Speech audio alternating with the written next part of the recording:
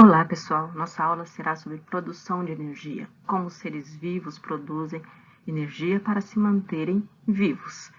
Vamos começar? Vamos começar, então, entendendo um pouco sobre o que é energia. A energia ela é utilizada pelos organismos para desenvolver determinado trabalho, como, por exemplo, o movimento. Então, esse homenzinho ele está se utilizando de uma energia determinada para empurrar esse carrinho. E de onde vem essa energia? Por exemplo, no carro a motor, quem cede essa energia é a explosão do combustível, da gasolina ou do álcool, que vai favorecer o movimento daquele carro. E em nós, nos organismos vivos, de onde vem essa energia? Vocês conseguem pensar de onde pode ser a origem dessas energias?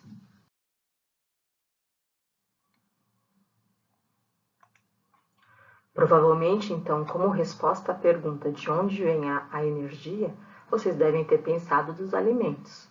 Está correto, é mais ou menos isso mesmo, mas nem todos os seres vivos se alimentam de outros seres vivos. Nós temos exemplos de organismos que são autotróficos, ou seja, eles produzem seu próprio alimento, com a utilização da luz ou não. Então, dentro desses organismos, nós vamos ter os organismos fototróficos, que são aqueles que a gente já conhece bem. As plantinhas que fazem fotossíntese, determinados tipos de bactérias e as algas que vivem nos oceanos, como por exemplo as diatomáceas, que são as responsáveis, na verdade, por todo o suprimento de oxigênio do planeta. Que as plantas produzem oxigênio sim, mas elas também consomem o oxigênio ao longo de toda a vida dela e não produzem assim tão grande quantidade quanto essas algas que vivem nos oceanos. Dentro ainda dos autotróficos, nós temos os quimiotróficos. Químio, por quê? Porque ele não utiliza luz. Então, são tipo de seres procariontes, assim como as bactérias, mas não são exatamente bactérias, são árqueas que vivem em ambientes extremos, como, por exemplo, fontes termais, nos oceanos mais profundos, vulcões, lagos extremamente ácidos, onde se pensavam não ter organismo vivo nenhum, foram encontradas essas árqueas. Então, não há uma fonte de luz. Elas utilizam um processo químico, por exemplo, degradação de ferro ou de hidrogênio, e a partir desse processo químico, elas produzem seu próprio alimento. Também não utilizam oxigênio, tá? Agora vamos para aqueles organismos que se alimentam de outros organismos ou de matéria orgânica de outros organismos, né? Que podem ser, por exemplo, organismos em decomposição, que são os heterotróficos. Eles se alimentam de outros seres vivos ou mortos. Um exemplo são os fotoheterotróficos. Foto porque utiliza a luz, assim como as plantas. Porém, as plantas utilizam CO2, que é uma molécula inorgânica. Essas outras bactérias, elas utilizam luz e utilizam moléculas orgânicas, como, por exemplo, os carboidratos. Por isso que elas não produzem o carboidrato. Ela utiliza o carboidrato de uma outra origem. Não produz o carboidrato como as plantas. E os quimioheterotróficos, que somos nós. Nós, animais mais complexos, também tem bactérias, os fungos, aqui um exemplo, cogumelo, os bolores, somos todos aqui. Nós não utilizamos luz, não, nós sofremos aí, então um processo químico para produzir essa energia e precisamos sim de matéria orgânica proveniente da alimentação ou da decomposição de seres vivos.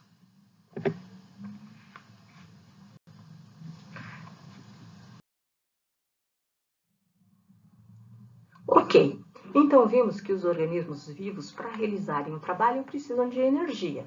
Como eu dei o exemplo do carro, ele se utiliza do combustível, da gasolina, do álcool para produzir, para fornecer essa capacidade de desenvolver um trabalho, por exemplo, um movimento.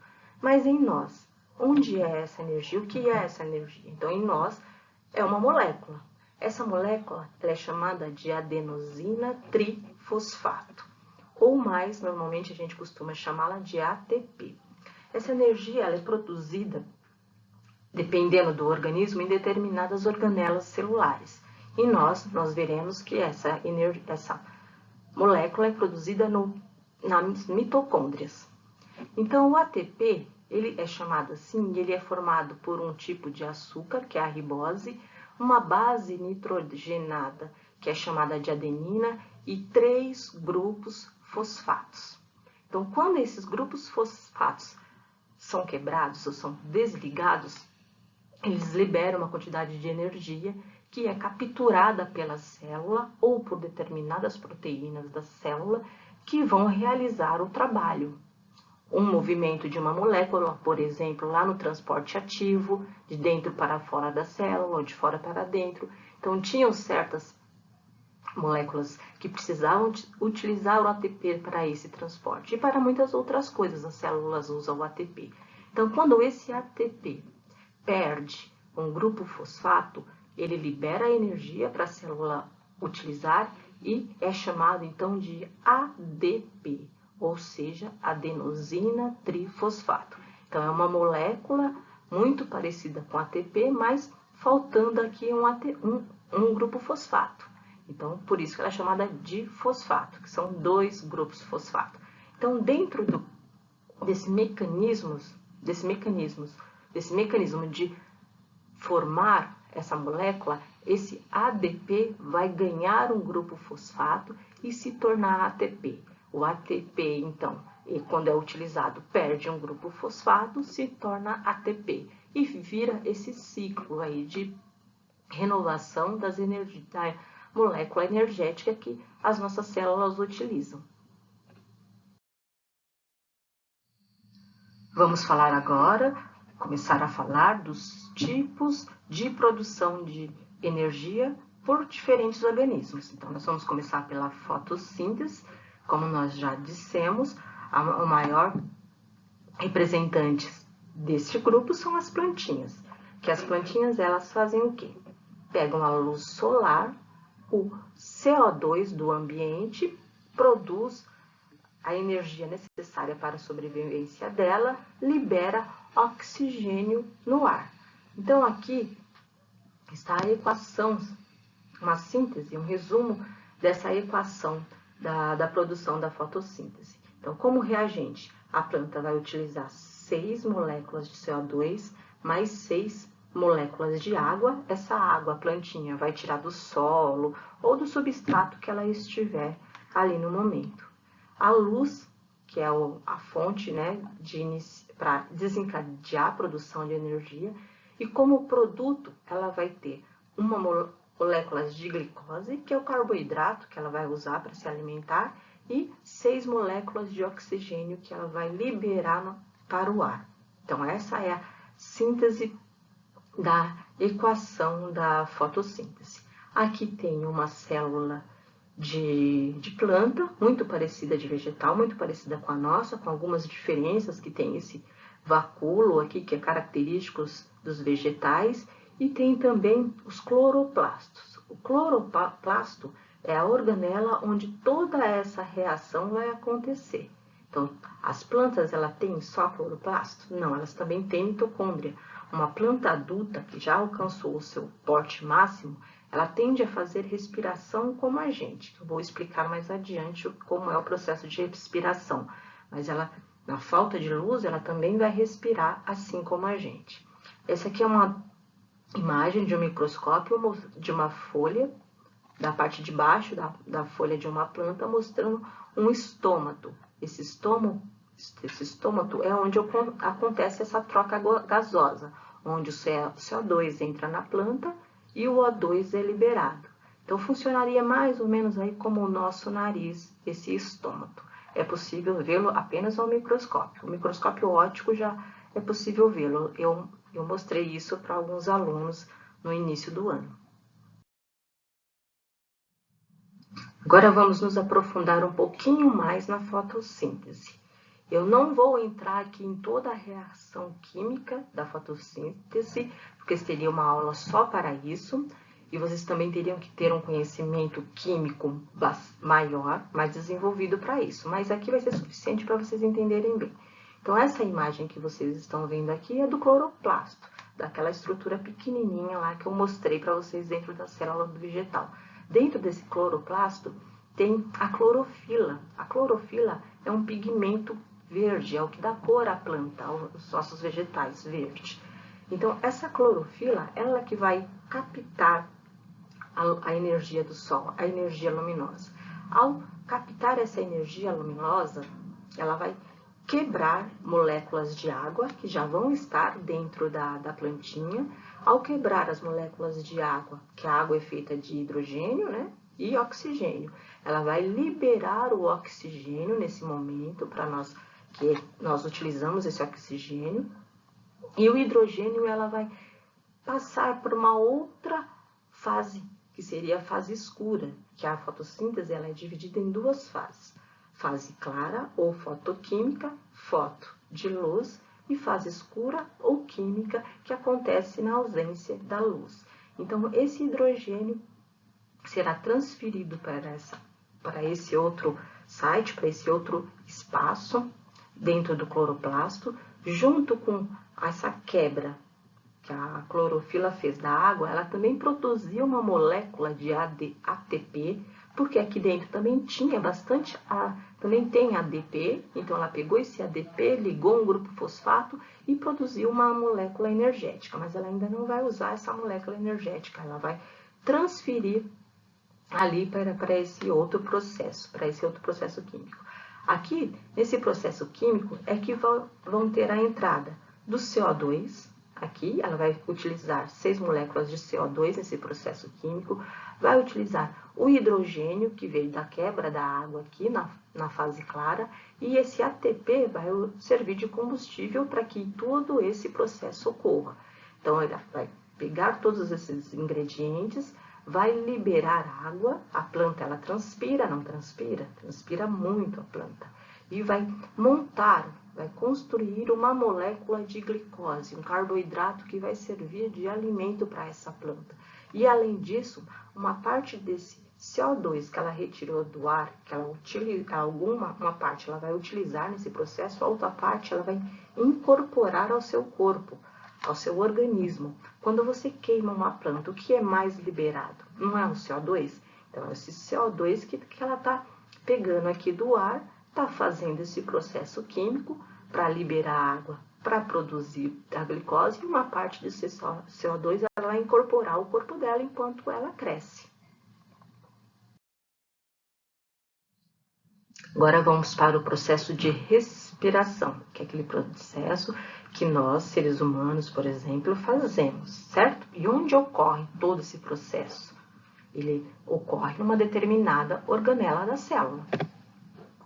Essa imagem é de uma célula real tirada ao microscópio eletrônico e colorida artificialmente no computador. Então, aqui a gente consegue ver o envoltório celular, o núcleo da célula e corado aqui, colorido em verde água, mais ou menos, tem algumas estruturas. Essas estruturas são as mitocôndrias. Algumas células que utilizam muita energia, elas precisam de muitas mitocôndrias, outras precisam de menos mitocôndrias, vai depender aí da demanda energética de cada célula, tá bom? Então, aqui é o núcleo, aqui o citoplasma e aqui a mitocôndria. Aí eu representei nessa imagem aqui a célula e aqui a mitocôndria para vocês entenderem. Então, aqui ó, o citoplasma representado aqui, é esse citoplasma. Essa organelazinha, novamente, a mitocôndria, eu representei ela aqui nesse retângulo, ok? Então, vamos começar. Todas as vezes que você se alimenta, você enche o seu sistema sanguíneo, seus vasos sanguíneos com glicose. Você comeu um pão, um macarrão, foi na merenda, tomou uma Coca-Cola, você vai encher o seu sistema sanguíneo com glicose. Além disso, você respira. você inspira o ar. Todas as vezes que você inspira o ar, você está trazendo oxigênio de fora, do meio ambiente, para dentro do seu organismo, através de todo aquele sistema respiratório. Aí, quando a célula vai produzir energia, ela vai começar o quê? Transferindo a glicose que está no seu sangue para dentro da célula e fazendo a glicólise. Glicólise é a quebra da glicose. Então, nesse primeiro momento, que é a quebra da glicose, ainda no citoplasma celular, essa quebra vai gerar 2 moléculas de ácido pirúvico e vai gerar 2 ATPs que vai ficar disponível para a célula utilizar, caso ela esteja precisando já de utilizar energia. Então, mas parou por aí? Não. Agora nós vamos começar para dentro da mitocôndria. Esse ácido pirúvico vai ser transportado para dentro da mitocôndria, vai se tornar acetil-CoA. Esse acetil-CoA vai entrar num ciclo químico, que é o ciclo de Krebs, bastante complexo. Eu não vou entrar nele detalhadamente com vocês, porque geraria mais 1 ou 2 aulas só para compreendermos como se dá todo esse mecanismo. Então, do ciclo de Krebs, vão surgir mais 2 moléculas de ATP. E depois dessas 2 moléculas de ATP, algumas moléculas que foram montadas nesse ciclo de Krebs vão para um outro ciclo, que é a cadeia respiratória. Aqui na cadeia respiratória vai ser utilizado o oxigênio que a gente inspira. Então, esse oxigênio vai entrar nessa cadeia respiratória e gerar mais 26 ATPs e também vai liberar água. De todo esse processo, nós vamos ter, então, até 26 mais 2, 28, mais 2, 30. Pelo menos 30 moléculas de ATP. Vamos ter moléculas de água bastante e também vamos ter calor e CO2. Esse CO2 depois vai ser retirado, vai ser liberado pela expiração. Então, quando a gente inspira, eu puxo o oxigênio, minha célula faz todo esse processo de respiração. E quando eu expiro, eu libero o CO2 e também vou gerar calor. Um exemplo, quando a gente está com muito frio, nosso corpo tem uma tendência de entrar em um processo de tremedeira. Essa tremedeira são os nossos músculos, ocasionando a quebra desse ATP. Esse movimento para quebrar ATP, para poder gerar o calor, para tentar aquecer o corpo para não morrer de frio. Por isso que há essa tremedeira. Então, nessa tremedeira, há todo esse processo acontecendo continuamente com maior velocidade, para gerar calor e não morrermos de frio. Então, esse é o processo de respiração celular que ocorre dentro de todas as nossas células. Então, aqui é um resumo geral e uma comparação entre a fotossíntese e a respiração. Na fotossíntese, a plantinha ou a alga, ela tem como reagente 12 moléculas de água, mais 6 moléculas de CO2, utilizando a energia solar, a luz, ela vai gerar 6 moléculas de oxigênio, mais 6 moléculas de água, mais o carboidrato que a plantinha vai utilizar como alimento. Então, esses aqui são os produtos gerados pela fotossíntese. Já na respiração, como reagente, a gente vai ter a glicose ou carboidrato, que veio a partir dos alimentos, mais o oxigênio, que ele entrou lá na cadeia respiratória, que eu mostrei para vocês. Vai acontecer todo aquele processo químico da respiração, que vai gerar e liberar 6 moléculas de CO2, mais 6 moléculas de água, mais 30 ATPs, que é a molécula energética, que é o combustível que a célula vai utilizar para fazer tudo na sua vida, como andar, piscar, correr, falar, tudo, e o calor que nos aquece também durante aí o frio. Para os seres vivos, não existe apenas respiração e fotossíntese para a produção de energia. Existem outros processos também, como, por exemplo, a fermentação, que é muito importante hoje em vários setores econômicos, principalmente aqui no Brasil.